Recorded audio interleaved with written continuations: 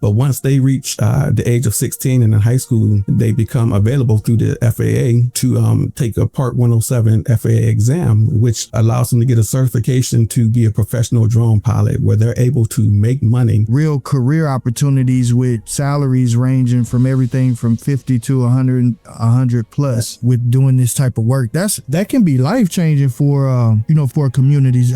So I attended there and found out very quickly that even though it was community college, it still was expensive. Aviation itself is very expensive, and to be able to pursue and go through that whole training to possibly be a pilot or air traffic controller or any other thing in the aviation field was going to cost me a lot. So I found that, we lived about 20 minutes from Pittsburgh International Airport. I could see the planes flying by, but I never stepped on the plane until I was an adult, and I was always interested in it. And the community college where we lived at, Community College of Beaver County, they had an excellent air traffic control program there. You are listening to the Global CTE Podcast with your host, Sylvester Chisom. Welcome, my friends, to another episode of the Global CTE Podcast. I am your host, Sylvester Chisom. This is the place where I interview the best, the brightest, the innovators, the movers, the shakers, the people who are really preparing our youth for the future of our workforce. The podcast really has turned into a place where real connections are made, where the innovators are sharing the interesting ideas that they're doing in their communities and hopefully inspire others to continue pushing with their ideas.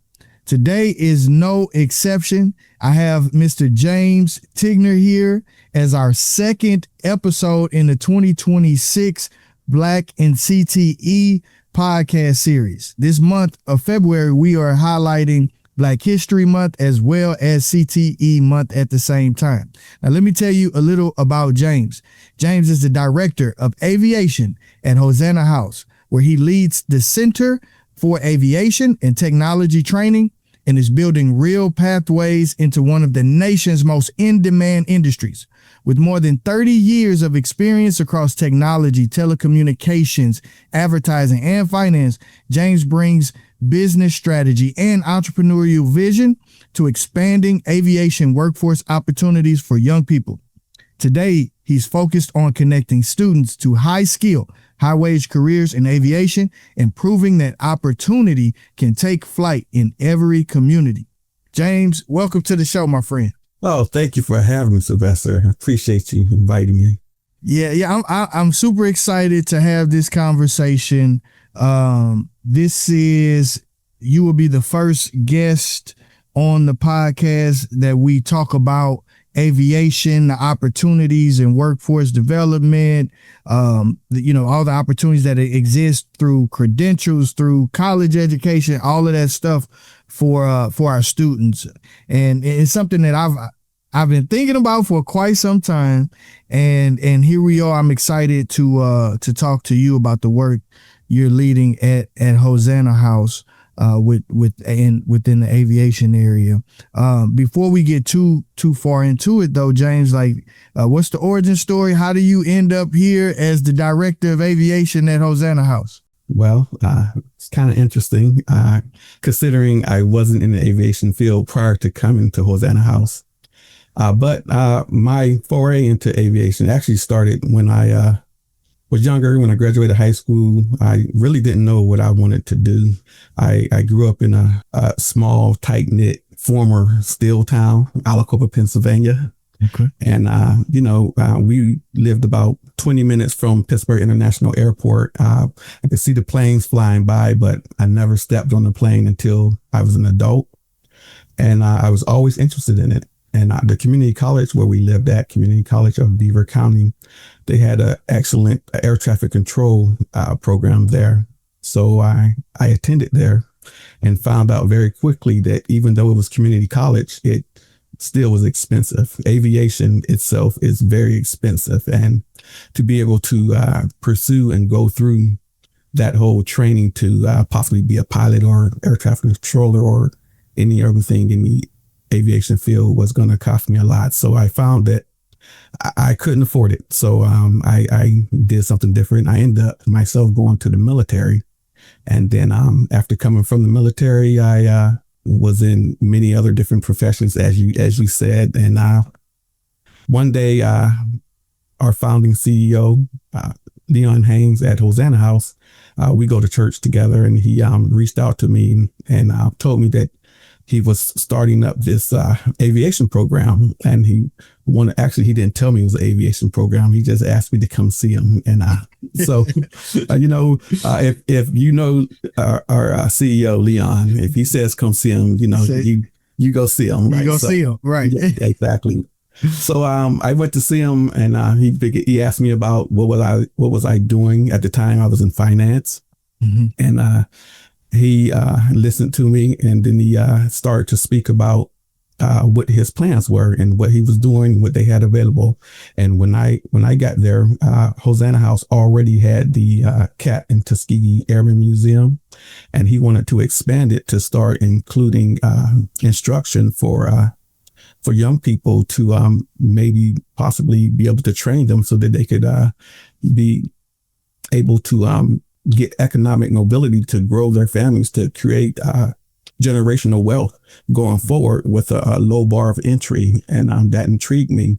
And when he heard that I went to community college of Beaver County years ago, it just clicked in his head, and he wanted to make that happen. And I heard it, and I mean, for me, it's always been a passion. Ever since then, I always wanted to get back into the field. I never had the opportunity, so I'm thankful that he did give me that opportunity. So here I am now. Yeah, man, that's a beautiful story. I know we're both, good men of faith. So I always say, God's timing is perfect. How that thing worked out that way. So that's awesome. I want to shed light on Hosanna House. I've said it a few times. You've said it as well. For our listeners, can you give some context? Where are you all located, and just a little backstory on what is Hosanna House, so people know where you all are? Yeah. So Hosanna House, we are an anchor of the Wilkinsburg community, which is a town right outside of Pittsburgh. Technically, we're a suburb of Pittsburgh. And what we do is we offer many health, human, and educational services to the community and surrounding areas. We have workforce placement there. We have early childhood education, and now also aviation. And we just want to be able to provide for the community and the clients in the community who typically, which are single parents, single women with one or two children. Maybe they have high school education or GED. Some have college. And we just wanted to just give them better options for themselves and for their family, so that they can be able to, have upward mobility in their families and be able to change the dynamic of their futures. Yeah, I appreciate you sharing that. That backstory. As I was doing my research and jumped on the phone with some of my friends from Pittsburgh, asking questions. I'm like, tell me about Hosanna House, and oh no, a true beacon of hope and a place of opportunity for many in that community. So for perspective, as we're talking about aviation, James, I looked up this stat. And it was from the Organization of Black Aerospace Professionals. As you talked about the importance of early exposure and that connection to potential economic upward mobility, I saw 2023 Black Americans represented only 3.6 to 3.9% of aircraft pilots and flight engineers in the U.S. And I think you told me something. You said women in general, also represented a small percentage. Yeah, about 1%. And so I appreciate the importance and power of early exposure to different career pathways so that people can find themselves in the work, right? And that can change families, that can change communities. When we think aviation though, right? As I even just called out that stat, we're talking about pilots. Most people think just pilots. Can you really help us broaden our perspective on like career opportunities in aviation pathways? Absolutely. So pilots, of course, is one, but you also have, you could be a baggage handler, refueler. You could work for an airline. You can do food services to supply the planes. And one of the things that we focus on is drone piloting. Uh, we do that at Hosanna House to provide drone piloting for early childhood and also for high school students. And we introduce them to it early. As you said, one of the things the Hosanna House does is we have roughly 42,000 people that come through our doors every year.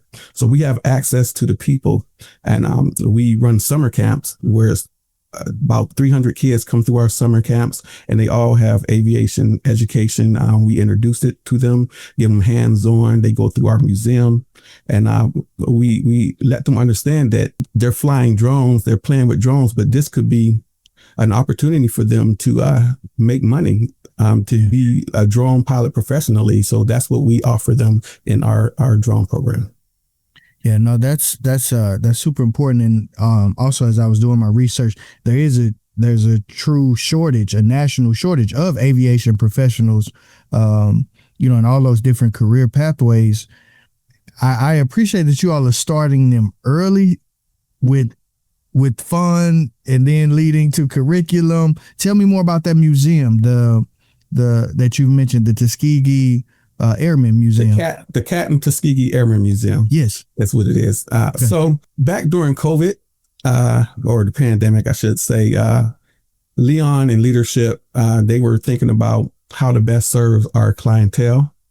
And so they reached out to a researcher to find out what fields were available that had sort of a low barrier of entrance.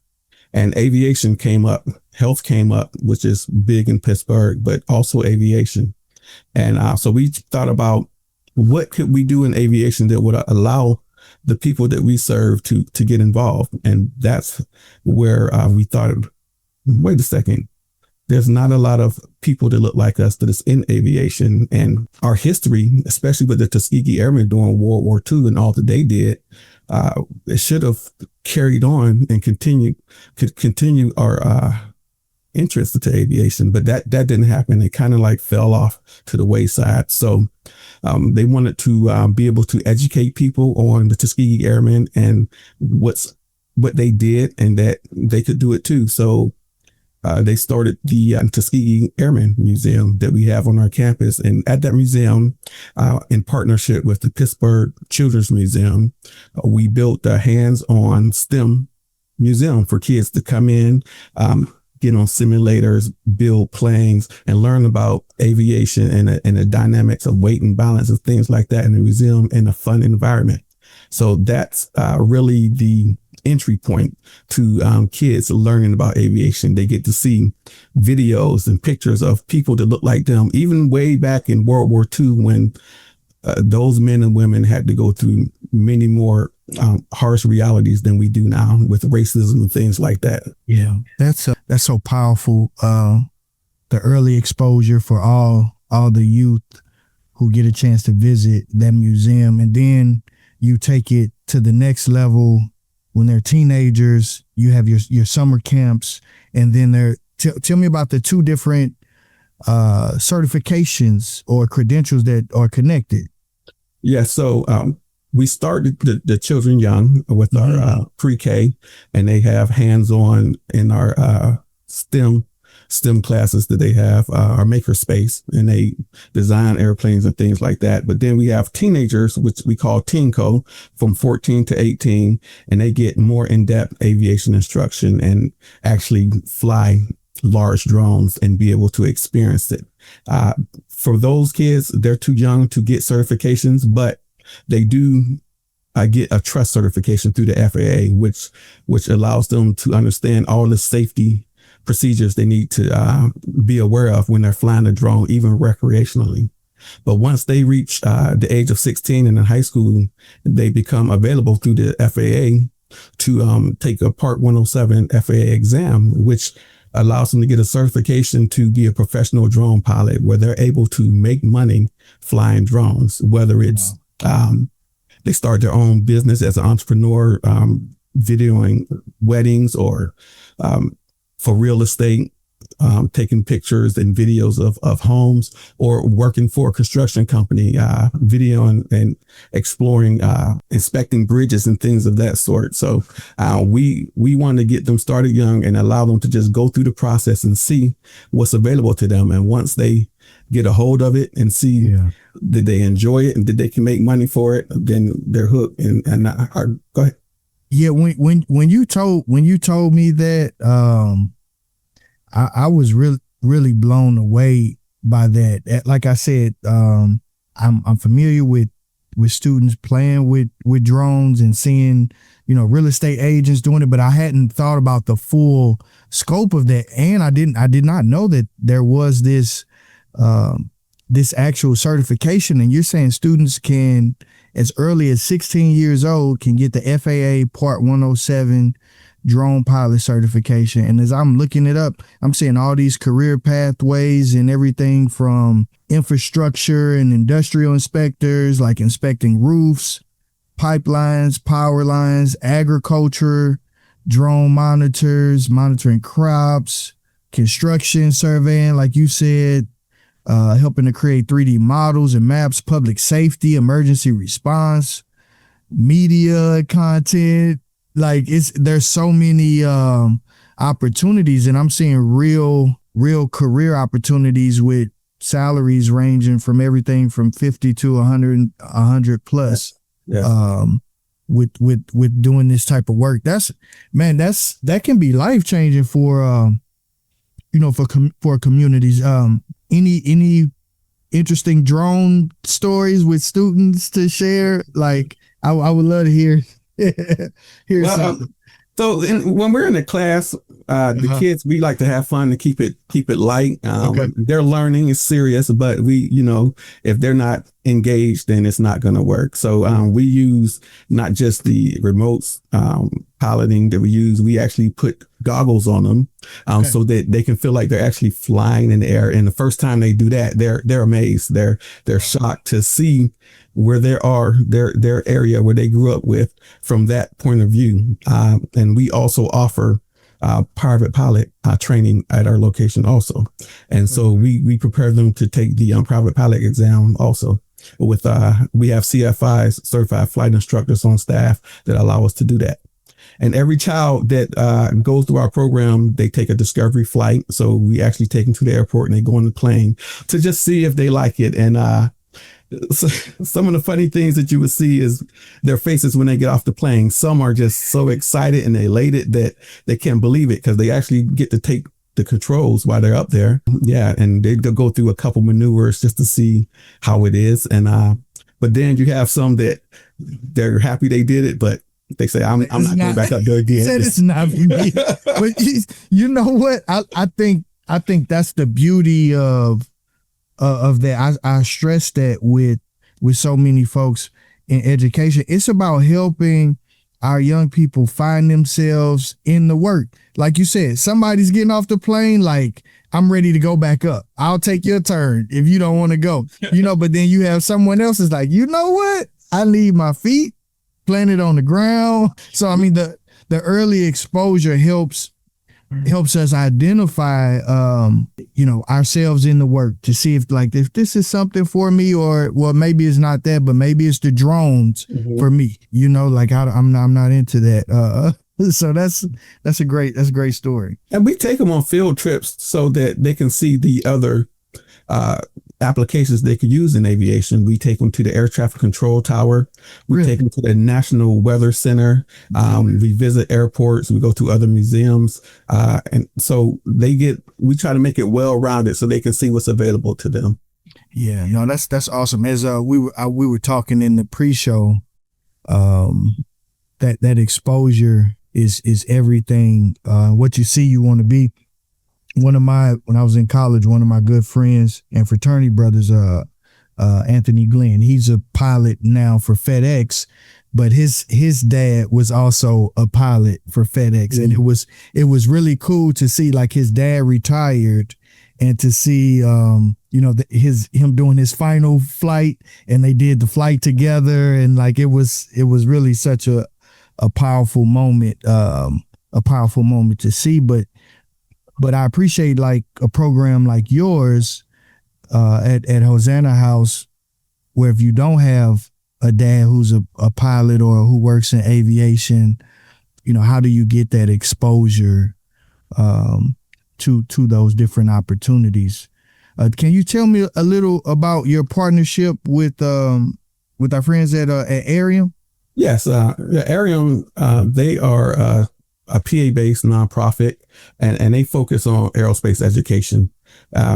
They got in contact with us, and we've been meeting with them, and we're actually partnered with them to be Arium West. So what their goal is to increase aviation awareness, of course, to get beyond line of sight, which is right now, the law is through the FAA, you can only fly a drone as far as you can see, not with binoculars, but as far as you can see.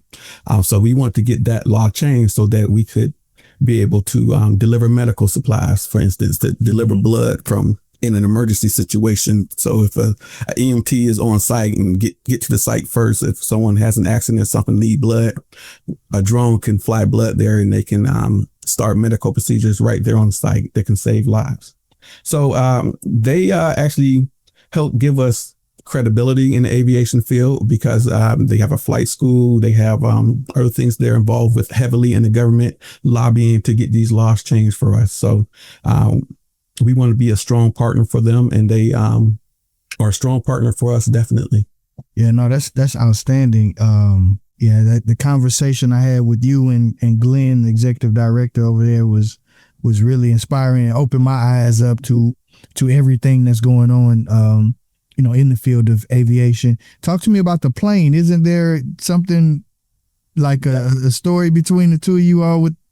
Yeah. So as part of them partnering with us to launch the partnership, when we announced it, they were very gracious and donated a Cub, which is a trainer that the Tuskegee Airmen actually flew in World War II to practice learning how to fly.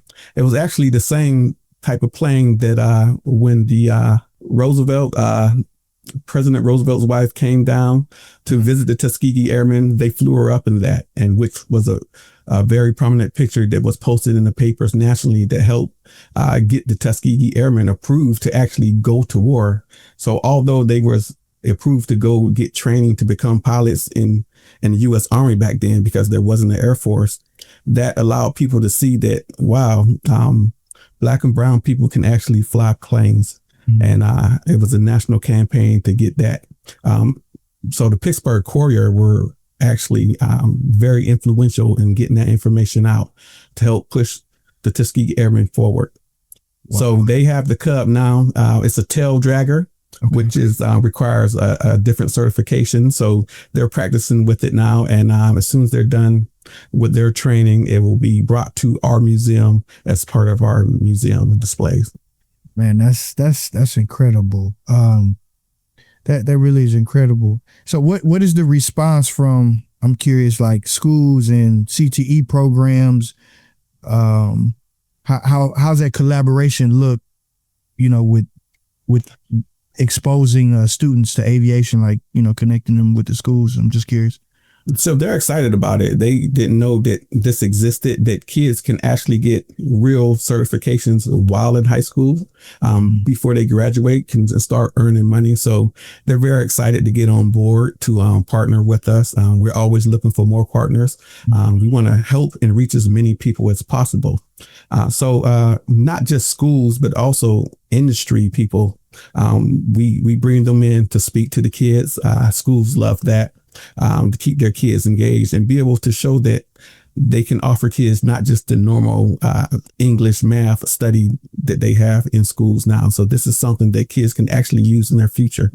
And most of the schools that we typically partner with in our area are ones that are underserved kids are at. So this provides a real opportunity for them. Yeah, no, that's powerful. What are some of the skills that we talk a lot about, like the durable skills or, 21st century skills, communication, collaboration, critical thinking? How do some of those skills show up in the world of aviation? Well, so in aviation, you need to be able to communicate. You need to be able to work together. You need to be able to receive instruction, repeat things precisely, or else you'll be in a dangerous situation. So kids learn all that, how to work together, how to problem solve, how to be independent. These all are things that when we're teaching them and training them in class, that they go through and learn. We put them into groups, 3 or 4, where they learn to work together. Sometimes they go against each other as a competition as teams, but that keeps it interesting. And but for the most part, all these things are necessary, not just for kids in aviation, but I believe for all kids. Yeah, no, that's awesome. I'm curious, what does a drone lesson look like? Like when they're like, what are they doing with the drone to learn about, flying drones? Like, I'm just curious. What's that? So to fly a drone, to pass the Part 107 certification, okay, it's basically 75% of what a private pilot would learn. So you have to learn about weather. You have to learn about airspace. You have to learn the rules of aviation. So it's, some kids look at it and say, oh, I get to fly drones all day, but really that's not what it is. They have class work, they have homework, they have to study, they have to practice. They take what they learn in the classroom and apply it directly to the drone. So once we give them a lesson on weather and things like that, then we can put them on a simulator. We have simulators at our facility where they'll practice that, and we can change the weather and things like that when they're practicing. And then we give them the hands-on outside where they'll actually put that information they learned to use. Let's go. Any concerns about crashing the drones? So nowadays, I'm just curious about how do you land to make sure we're landing the drones. So nowadays the drones are so high tech that we start them off on safety mode, to say. So the drones won't fly as far, and we always have an instructor with them, piloting the command with them when they're flying. So we don't let them get too far out of pocket before they can do any damage. So we have to let them get progress more in their studies before we let them get adventurous with the drones. Okay, that's good. So I've never, as you can tell, I have not flown the drone, so I don't know. These are things that I know. I don't know. I just know it's going up. I'm like, oh man, this could get a little tricky on the way down. But good to know there's a safety mode. So we do start them off on small drones. We have little drones that if they crash, they can't hurt anyone or anything. So we work them up. We don't just put them on the industrial ones off the bat. Yeah, no, that's awesome. I'm curious. We've kind of talked about students from the community from that around that Pittsburgh area. Any good success stories to share, or any students to highlight, who had an interest in aviation, and you all helped to guide them. So we are having a Black History event at the end of the month. Okay. Right now, our museum is open free to the public during February Black History Month on weekends. And at the end of the month, we'll have a big event.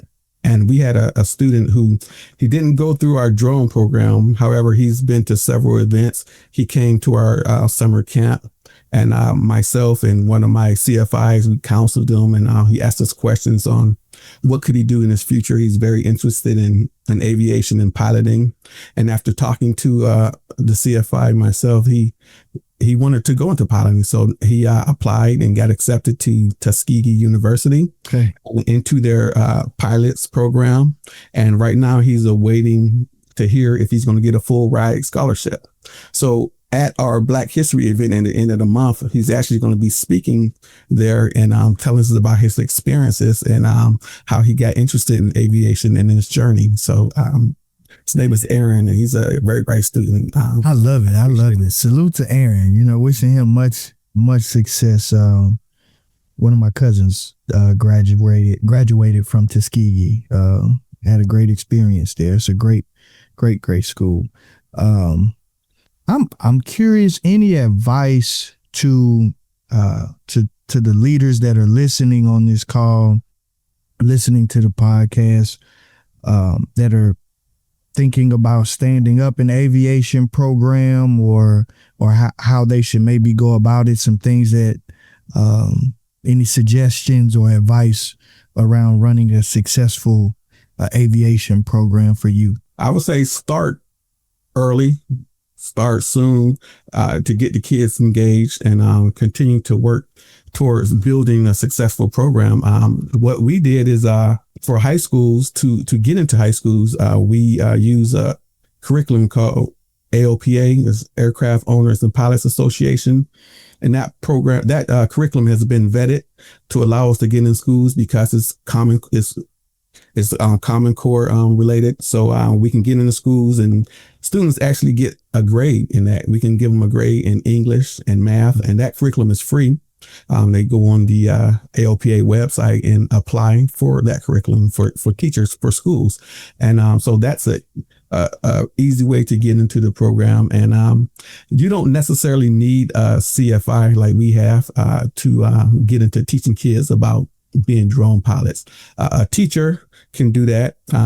But I found in our experience that in each classroom, we have 2 instructors. We have a licensed teacher and we have a certified flight instructor together, and they work very well together to be able to have that teacher aspect. They know how to reach the kids, and then the pilot to let them understand real life situation and how what they're learning on paper will translate into real life hands-on situations. That's good. That's good. That's good. That's really good. What about, speak to the industry partnership connections? Like what are some of the, the other people that you may need to bring to the table, or like the openness of the airlines, or the, how do you get students up in the tower, like these sorts of things? Yes, I would say reach out to industry leaders, to be able to come in to mentor the kids, to let them see real life, how it happens, have internships, mentorships where they go out with them and see at the job site what they actually do. We need sponsors, people to help pay for this, even though the cost is low considerably to regular aviation programs. We still need support. We are a nonprofit organization, so we rely wholly on support. And then you need someone who's an advocate for your program, someone that's going to go out and walk the walk and talk the talk and preach and let everyone understand that this is very important. This is going to change generations. This is going to build up communities. This is, in my opinion, a pillar that will effect change in communities. So this is why I'm passionate about it, and this is why I'm in it. So all these things, businesses that's going to be supporting you, and foundations and things like that. So I would say just find someone who's going to be an advocate. Find your hero who's just going to go out and preach and push open doors and just make a way for the students to learn and grow. Yeah, thank you for sharing that, because, some people may think that it could be overwhelming and just, and may, like you said, and don't move it forward or look at what are the relationships that may be in their local community to bring all these pieces together for that exposure to careers in aviation. James, before I ask my final question, if someone wants to get in touch with you, they want to support the work that you all are doing at Hosanna House with your aviation program, or want to learn more, where should we direct them? Where should they go? So our website is hosannahouse.org, HOSANNAHOUSE.org. We're on all the social medias, Hosanna House, Facebook, Instagram. We have Hosanna House Aviation social media sites also, but all the information is there, even to be able to support us. And we appreciate any and everything that they could do to help. Yeah, awesome. This is really a great program. As I did a deep dive on everything, I really got excited. I was like, man, I wish I had these opportunities when I was in high school, to be exposed to an aviation program. I like that it lends itself to both experiential learning. It's just naturally an experience. Like you said, the simulations and, so it creates that excitement in there naturally. You know, I really do love that. Go ahead. I would be remiss to say without saying that we started with young kids and we are into the high schools, but now we're going to be moving to adult drone certification also. So in March, we're starting our first adult drone certification program class that they'll be able to join. And I'm getting tremendous feedback with that. People are signing up. They'll be able to come in one day online and one day in person to get the in-class and hands-on instruction they need to either add to the skills they currently have or maybe even change their profession altogether.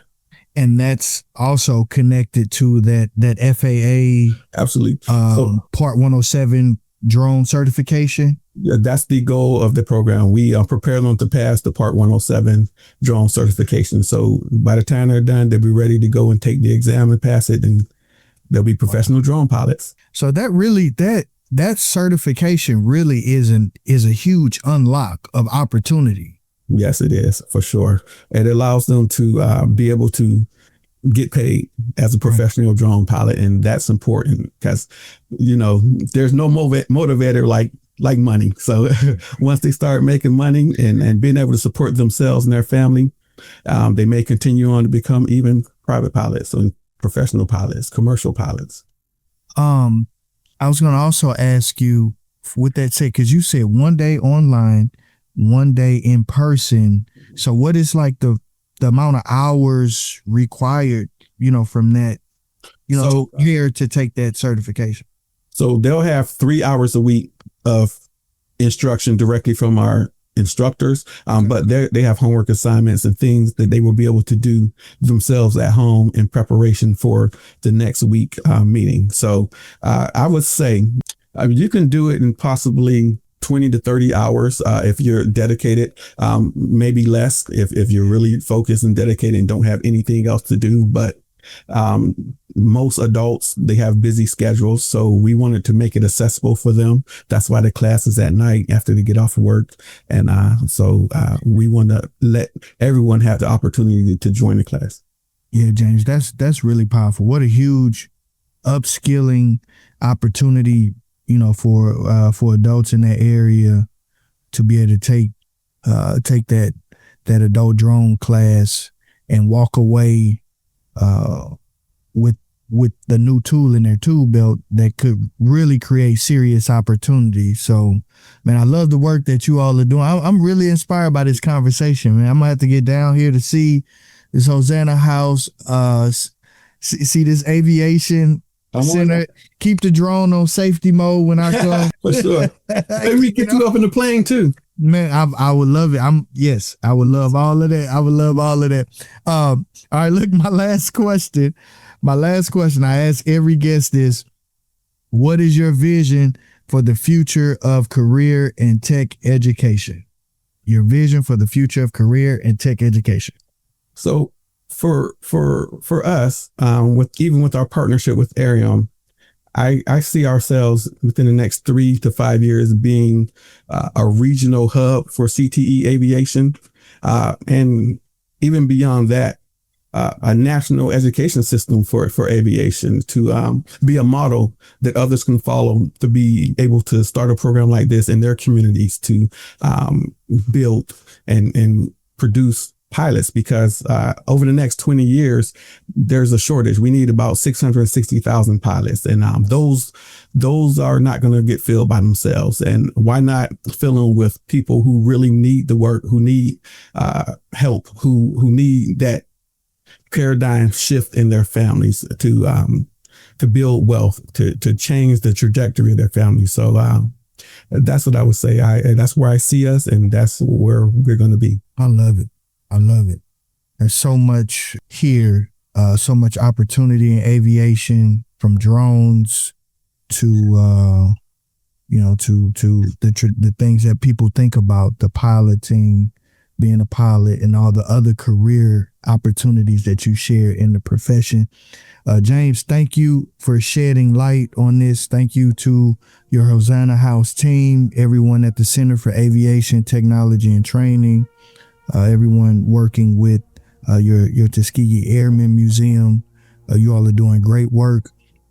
I salute you all. Thank you for sharing all your deep insights.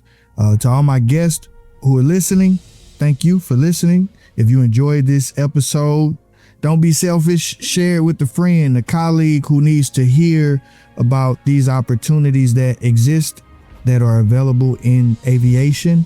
And until the next episode, remember, you don't have to be great to get started, but you have to get started to be great. Peace. Thank you for listening to the Global CTE Podcast. Be sure to like and subscribe to be the first to know about future episodes.